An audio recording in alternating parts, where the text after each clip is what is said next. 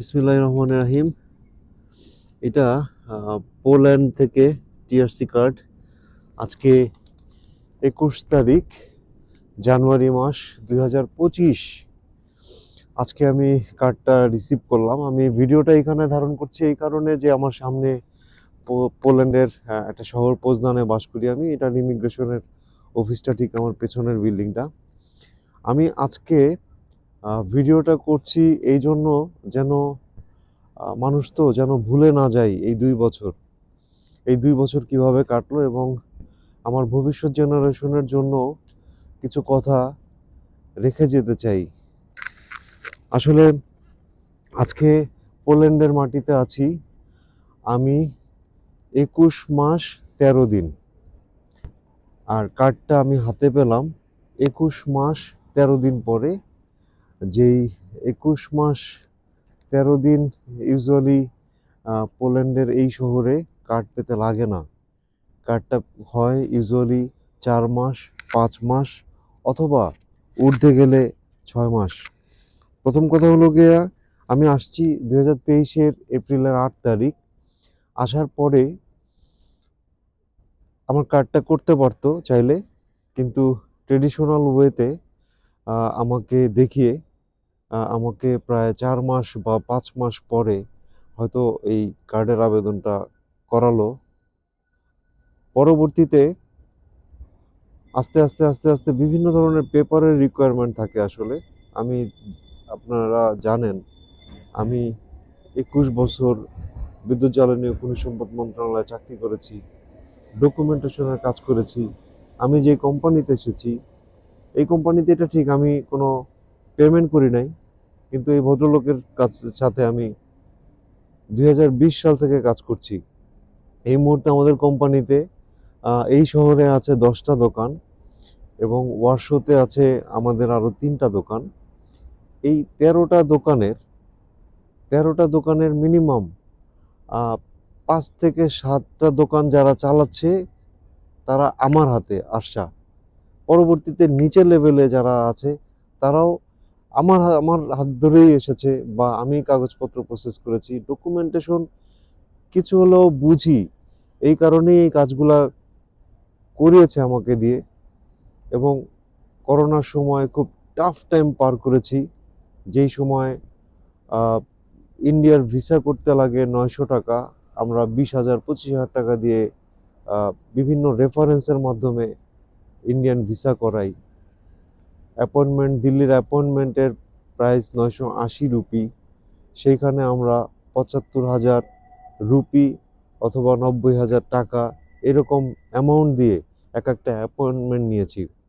যাই হোক, বিভিন্ন ধরনের কষ্ট গ্লানি পরবর্তীতে বিভিন্ন সাধনার পরে আমি আমার যে দায়িত্বটুকু দিয়েছিল সেই কাজটুকু করার কারণে আমি এইখানে আসতে পেরেছি।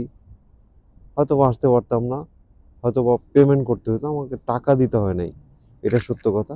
কিন্তু আমার 2020 সাল থেকে 2023 সাল, এটা একটা লম্বা সময় আসলে। কেউ যদি বেতন দিয়ে কাজ করাতো, অ্যামাউন্টটাও আসলে কম হওয়ার কথা ছিল না আসলে। তদুপরি যেটাই হোক, আমি আসলাম। আসার পরে এই 2 বছর, আমি 2 বছর ধরলাম 21 মাস 13 দিন। 21 মাস 13 দিনের একটা রাফ একটা হিসাব করে বললাম 2 বছর। এই 2 বছর কি কারণে আমি জানি না আসলে কি পরিমাণ মেন্টাল টর্চার যে এখানে করা হলো, তা আসলে ভাষায় প্রকাশ করার না। এখানে একটা দোকানে আমার কাজ ছিল, এই দোকানের নাম কুরপিন্সকিগো। কুরপিন্সকিগোর পিছনে আমি মেলা দিন সেজদায় পড়ে পড়ে পড়ে পড়ে পড়ে পড়ে কেঁদেছি, আল্লাহ আমাকে এই বিপদ থেকে আপনি রক্ষা করেন, আল্লাহ এই বিপদ থেকে আপনি আমাকে রক্ষা করেন। অবশেষে আল্লাহ রাব্বুল আলামিন আমার দিকে মুখ ফিরে তাকিয়েছে হয়তো। আমার কার্ডটা আমি হাতে পেয়েছি, কিন্তু খুবই দুঃখজনক বিষয়, আমি শুধু কার্ডটাই হাতে পেলাম, কিন্তু ডিসিশন পেপারটা কিন্তু এখন পর্যন্ত আমি হাতে পাই নাই। ইউজুয়ালি ডিসিশন পেপারটা আগে হয়, পরবর্তীতে কার্ড হাতে পায়। এখন আপনারা যারা জানেন না তাদের উদ্দেশ্যে আমি একটা জিনিস বলি। আসলে এই কার্ডটা দিয়ে আমি হয়তো দেশে যেতে পারবো, দেশে আসতে পারবো, বা ইউরোপের 27টা দেশে আমি যে কোনো বাসে বা ট্রেনে আমি চলে যেতে পারবো। আমার কাছে ডকুমেন্ট চাইলে পরে আমি এই রেসিডেন্স কার্ডটা দেখাইলেই বুঝবে যে আমি পোল্যান্ডে বৈধভাবে রেসিডেন্স কার্ড হোল্ডার। যাই হোক, কিন্তু এই কার্ডের মেয়াদ মাত্র 3 বছর। 3 বছর পরে যদি আমি মেয়াদ উত্তীর্ণ হয়ে যায়, যদি আমি সেকেন্ড কার্ডের আবেদন করি, সেই ক্ষেত্রে আমাকে আবার পুনরায় যে কার্ডের আবেদন করতে হবে, সেই ক্ষেত্রে ডিসিশন পেপারটা মাস্ট বি নিডেড। আমি যদি আমার এমপ্লয়ার চেঞ্জ করি, সেই ক্ষেত্রেও আমার ডিসিশন পেপারটা খুবই প্রয়োজন। এবং ইনফ্যাক্ট এই কাগজটা ছাড়া আমার এই 3 বছর পর আর কোনো মুভমেন্ট নাই। আর আমি যদি আমার এমপ্লয়ার চেঞ্জ করতে চাই, সেই ক্ষেত্রেও কোনো সুযোগ নাই। ভাগ্যের কি পরিহাস, আমাকে শেষ সময়েও ডিসিশন পেপারটা আমি হাতে পেলাম না। আমাকে হয়তো বলবে, আমি যদি বলি যে আমার ডিসিশন পেপারটা পাই নাই, আমি জানি বলবে যে লয়ার হাতে পায় নাই, হয়তো রাস্তায় মিসিং হয়ে গেছে, সমস্যা নাই, ডুপ্লিকেট কপি পাওয়া যাবে। আমি আসলে এই 1 বছর, 21 বছর, 13 দিন, সরি 21 মাস 13 দিন, আমি আসলে এত দেখেছি, মোটামুটি এদের মুখস্থ হয়ে গেছে। এই জন্য আসলে আমি ডিসিশন পেপারের কথাটা আর বললাম না তাদেরকে। যাই হোক, আমি আসলে আর কি বলবো, আমি আসলে খুবই ব্যথিত। আমাকে এখানকার একজন চোর হিসাবে এস্টাবলিশড করলো। আমি যে 35-40টা ফাইল করলাম, জনৈক এক ব্যক্তির ভিসা হয় নাই, তার রিলেটিভ এখানে সে আবিষ্কার করলো হঠাৎ করে, আমার থেকে সে 90,000 টাকা পায়। তো এটা নিয়ে আবার আমি যার আন্ডারে কাজ করি, সে ব্যাপারটা আমলে নিয়ে আবার তার আপন ছোট ভাই, সেই মূলত বিজনেস দেখে, তাকে আবার বিচারক করে মোটামুটি একটা বিচার কার্য পরিচালনা করলো বিভিন্ন সাক্ষী টাক্ষী নিয়ে। আমি বারংবার বলতে চাইলাম যে বাংলাদেশের টাকা বাংলাদেশে বললে ভালো হতো, আমি এখানে কোনো ডকুমেন্ট আনি নাই, আমার সমস্ত জিনিস আমার এন্ট্রি করা আছে। 2 বছর আগে উনি টাকা দিছে, উনি টাকা পায়, আমি জোরপূর্বক আমি কিছু বলতে পারতেছি না, কারণ আমার হাতে কাগজ নাই, আমি এভিডেন্স নাই। গায়েবী ভাবে হঠাৎ করে বললো, ভাই তোমরা বিশ্বাস করবা, এক কথায় রীতিমতো খুব প্রেশার ক্রিয়েট করে আমার থেকে 90,000 টাকা নিয়ে গেছে, 3,000 জুলুতি। পরবর্তীতে আমি বিভিন্ন দোকানে ঘুরে ঘুরে আসলে বিভিন্ন কাজ করি, এর মধ্যে ড্রাইভিং করি। এক দোকানে আমি আহ, মাসে মনে হয় 2 দিন ওই জায়গায় ডিউটি করলাম।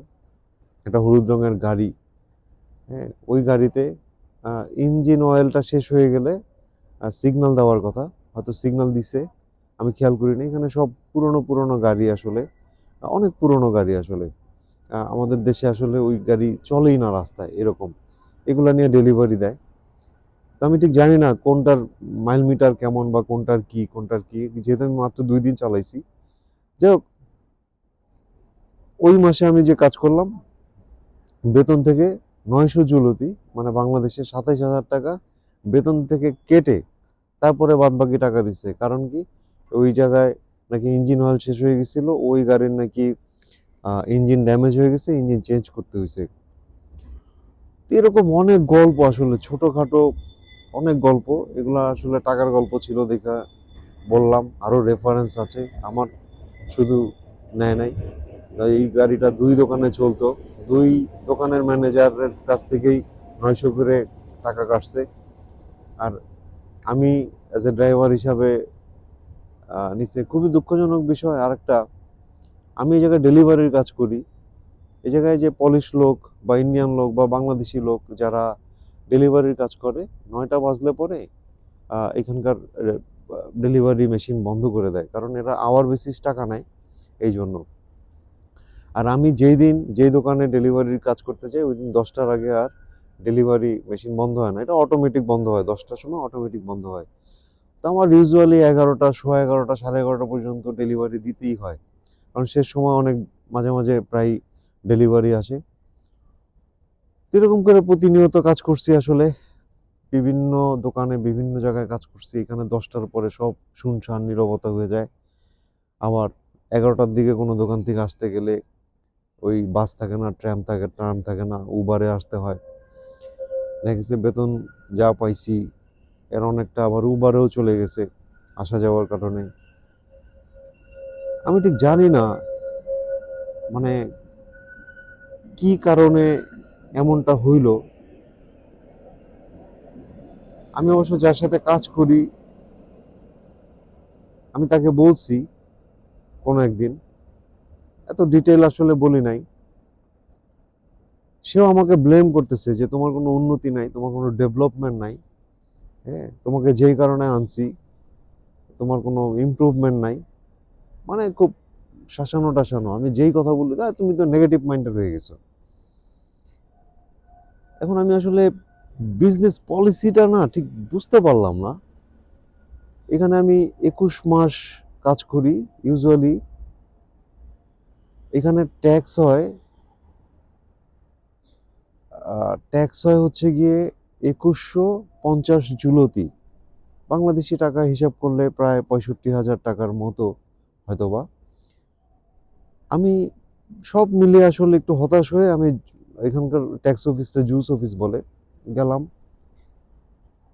আমারে ডিরেক্ট বললো ভদ্রমহিলা যে না তুমি তো পোল্যান্ডে কাজ করো নাই। আমি বললাম, দেখো আমি তো 2023 সালের এপ্রিলের 8 তারিখ আসছি, এই যে আমার পাসপোর্টে সিল। হোয়াট এভার, তুমি এখানে কাজ করো নাই অ্যাজ পার মাই সিস্টেম। তো আমি আবার আমার যে কর্তৃপক্ষ যার আন্ডারে কাজ করি আমি তারা বলছি। সে এইটা বলার পরে এত বেশি ক্ষেপে গেছে আমি আসলে বুঝতে পারি নাই। হ্যাঁ, ওইটার পরে আমাকে এখানে সার্ভাইভ করাটা খুবই কষ্ট হয়ে গেল আসলে এটা বলার পর থেকে। তারপরে আসলে সময় তো অনেক হয়ে গেছে, আল্লাহ পাকের অশেষ মেহেরবানি কার্ডটা পেলাম হাতে। আমি ঠিক জানি না, আমি হয়তো ইমিডিয়েটলি দেশে যাব।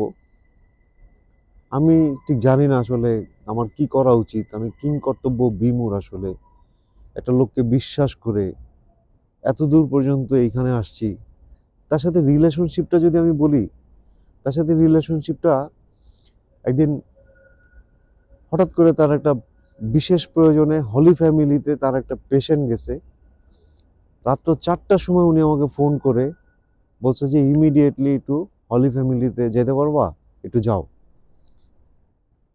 তো ব্যাপারটা এতটাই সিক্রেট ছিল, এই কারণে হয়তো আমাকে পাঠিয়েছে। আমি আর দ্বিতীয় কোনো ব্যক্তিরে বলি নাই, কখনো কখনো বলি নাই দ্বিতীয় কোনো ব্যক্তিরে। এই তো তার সাথে আমার আসলে রিলেশনশিপটা এইরকম। হ্যাঁ, টাকা পয়সার ব্যাপার, কখনো কোনো টাকা পয়সার লেনদেনে কিছু হয় নাই। তারপরে কখনো সম্মানেও কখনো অসম্মান করে দূরের থেকেও কখনো কখনো কোনো কথা বলি নাই, দেশে থাকতেও না। ইনফ্যাক্ট ওনারা যখন ঢাকা ইউনিভার্সিটিতে পড়ে তখন থেকে তার সাথে আমার সম্পর্ক। আমি আমার বাসায় খুব গর্ব করে ওনাকে অনেক উপরে উঠিয়ে তারপরে পরিচয় করিয়ে দিয়েছি। আমার শ্বশুরালয়ও তাকে চিনে। তো সব মিলিয়ে আসলে আমি ঠিক জানি না আসলে মানে গল্পটা না আমি আসলে শেষ করতে পারলাম না, তাই না?